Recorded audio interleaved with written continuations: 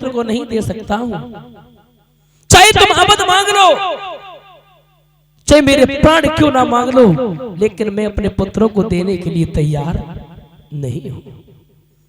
मेरे श्रोताओं, जवाब दिया, आप चिंता मत करो, तुम्हें ये पता नहीं है ये अवतार क्यों हुआ, ये भगवान श्री राम इस पवित्र भूमि पर क्यों आए। अभी मैंने बताया था, जब जब होए धर्म की हानि, बाड़े असुर अधम अभिमानी, तब तब धर प्रभु विविध शरीरा, हरे नाथ मम सज्जन पीरा। मेरे श्रोताओ, श्री सुखदेव मुनि समझाने लगे, हे राजन परीक्षित, एक दिन की बात है, भगवान श्री राम जी को और लक्ष्मण को लेकर के जब गुरु जी चले, माफ करना समय कम है, कथा ज्यादा है, जैसे लेकर के चले थोड़े और आगे बढ़े। एक समय की बात है, अब इधर आ जाए जहां पर राजा जनक के दरबार में धनुष रखा है। धनुष रखा था, लेकिन महाराज एक बात और बता दे, शंका की बात यह है, शंका की बात यह है कि महाराज जो धनुष रखा था, एक दिन मैया सीता ने, एक दिन मैया सीता ने एक क्या किया, विद्वान कहता है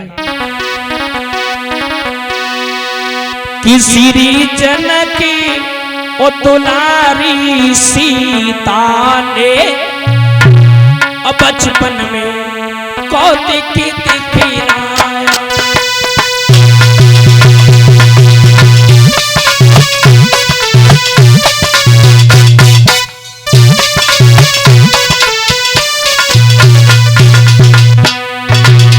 महाराज, एक दिन सीता मैया ने बचपन में धनुष को उठाया।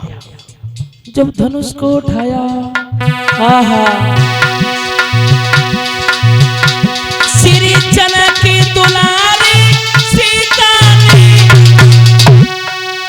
बड़े बचपन में कौतिक दिखलाया। श्री शंकर जी का महाधनुष एक ही हाथ से उठा लिया।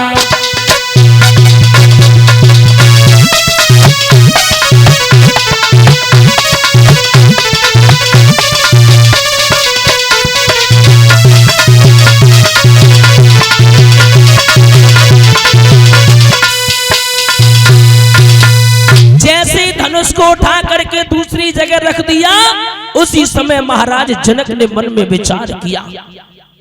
जनक ने सभी लोगों को बताया, जनक ने ये ऐलान कर दिया, श्री शंकर जी का महाधनुष जो भी वीर ये तोड़ेगा, मेरी भी बेटी सीता के संग में वो बहादुर रिश्ता जोड़ेगा।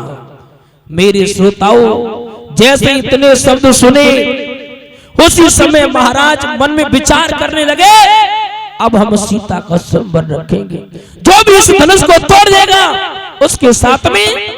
अरे भैया, विद्वान कहता कि जिस महावीर की और महाशक्ति जो धनबा तोड़े गिराएगी, बस उसी वीर की निर्विवाद जान की निभाई जाए।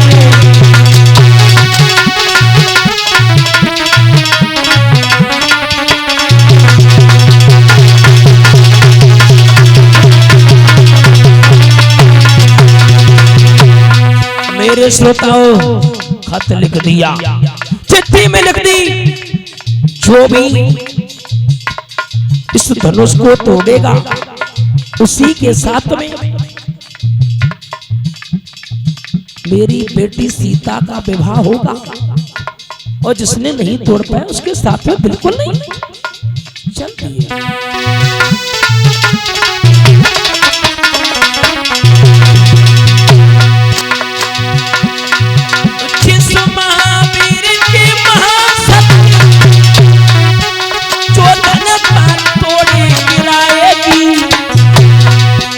बस उसी पीर के निर्विभाग जानकी विभाई जाएगी।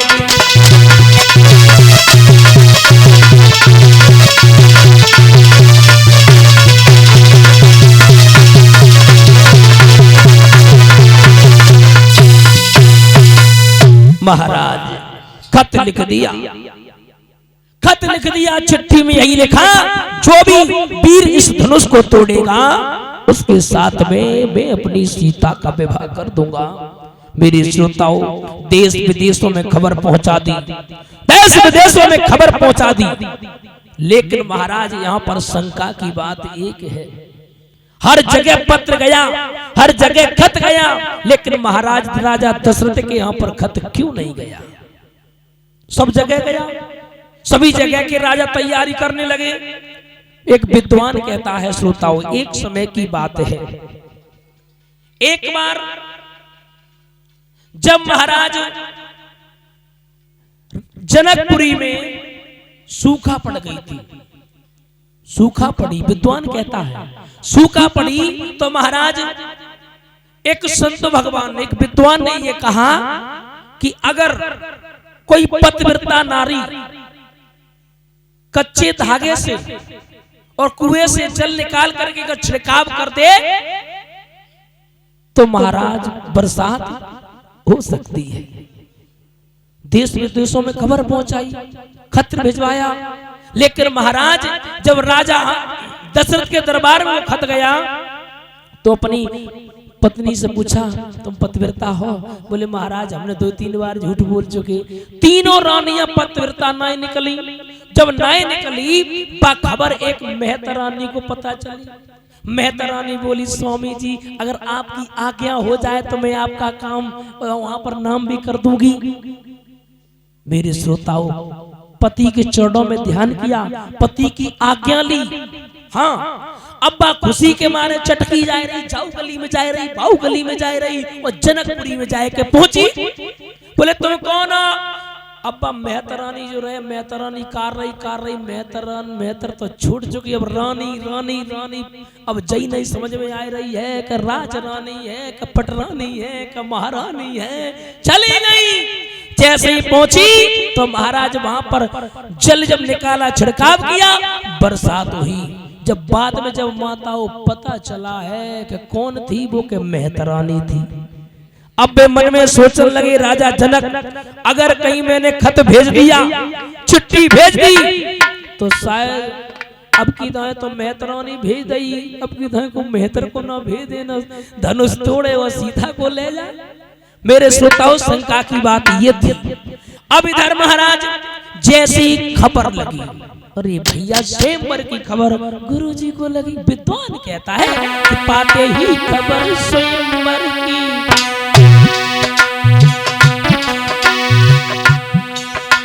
पाते ही खबर स्वयंवर की, श्री जनक राज के धाम चले।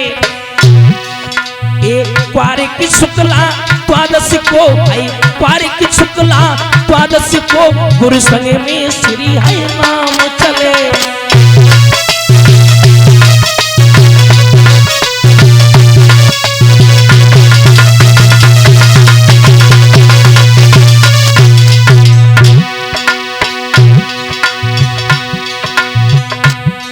घोड़ा आगे बढ़कर देखा, हड़ी उजाड़ निर्जन बन है, बस पक्षी नजर न आते थे, बस पक्षी नजर न आते थे, सावन भी जाम भयानक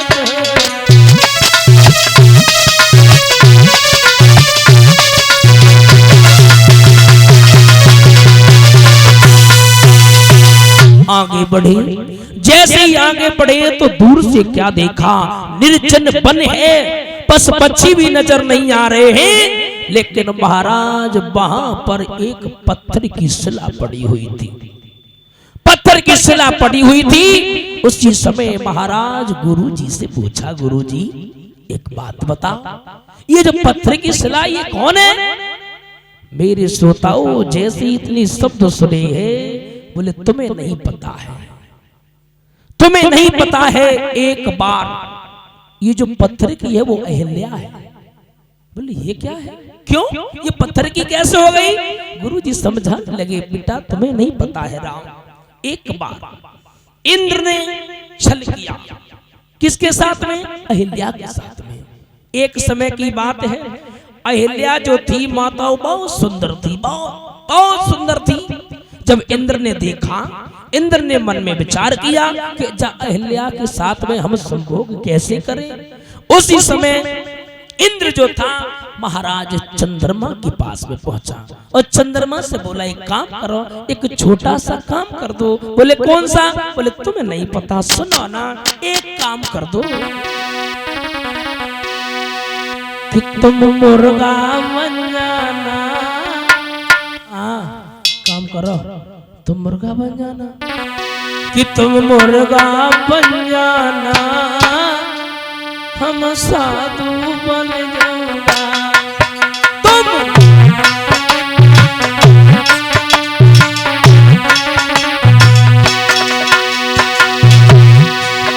तुम मुर्गा बन जाना, मैं साधु बन जाऊंगा। आवाज लगा देना, हम घुस जाऊंगा।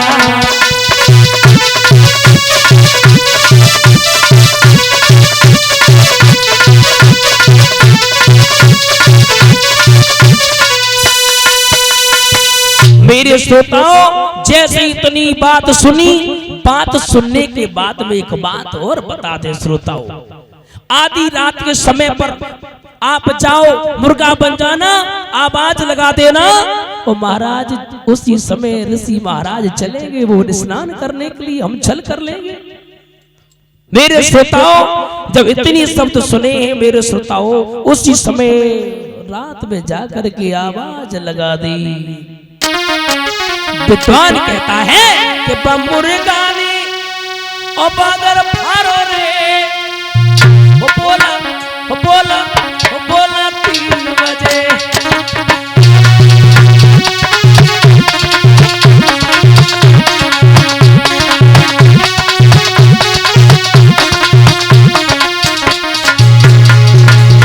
रात के 3 बजे मुर्गा ने आवाज लगा दी,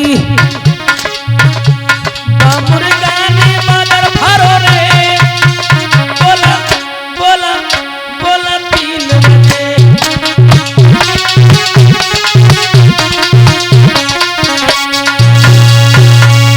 जैसे ही बांग लगाई, बांग लगाने के बाद में मेरे श्रोता बंधुओं, उसी समय गौतम ऋषि ने उठाई, अपने कपड़े उठाए और महाराज स्नान करने लगी जाके। और इधर नीच चंद्रमा महाराज गया और छल करने लगा। मेरी कथा के प्रेमी सज्जनों, श्री सुखदेव मुनि समझा रहे, हे राजन परीक्षित, गंगे मैया ने कहा, ऋषि तू मूर्ख बना है, तू यहाँ पर नहा रहा है, तेरे घर में छल हो रहा है। मेरे श्रोताओं, जैसे ही गौतम ऋषि चले और जैसे ही देखा है कुटिया में, तो उसी समय महाराज अपनी धोती का फेंटा जैसे ही मारा, चंद्रमा के आप देखना धब्बा सा लगा हुआ है, ये उसी का कलंक लगा हुआ है। और अपनी धर्मपत्नी से कहा, सुन जा, तूने मेरा अपमान किया है, जा पत्थर की हो जा। मेरे श्रोताओं, उसी समय भगवान श्री राम से कहा, तुम्हें पता नहीं है, ये जो अहिल्या है ये बहुत बड़ी पतिव्रता है, लेकिन धोखे से कपट से उसने भोग कर लिया। मेरे श्रोताओं, आज भगवान ने अपने पैर को जैसे लगाया, उसी समय महाराज हुआ क्या, एक विद्वान कहता है कि गुरु विश्वामित्र के कहने पर और अहिल्या का उद्धार किया।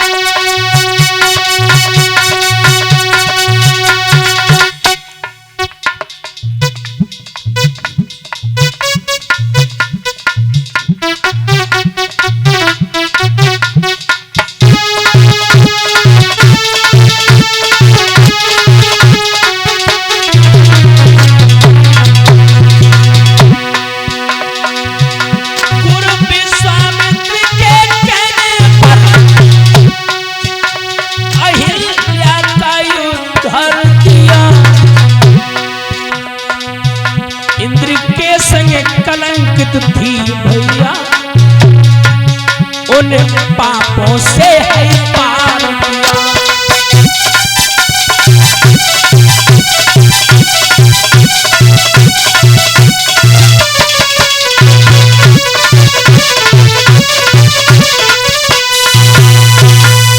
उद्धार करने के बाद में महाराज क्वार की पूर्णमासी को जनक के फूल बाग में भगवान श्री राम और लक्ष्मण और गुरु जी पहुंच जाते हैं।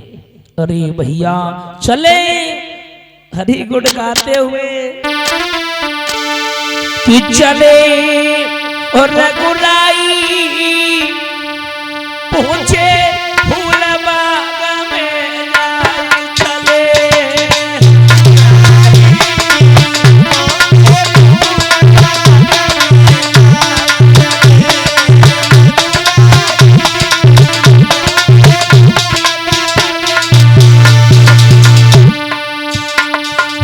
चले रघुराई पहुंचे फूल बाग में चले।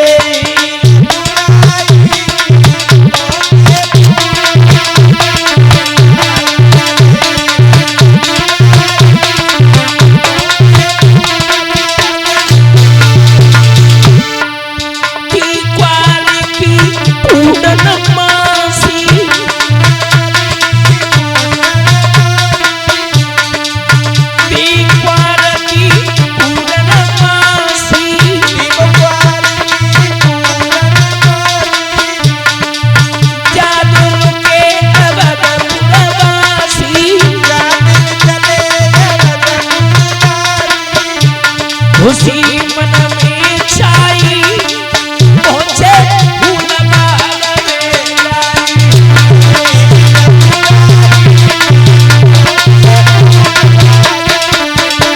चले रघुराई पहुंचे फूल बाग में।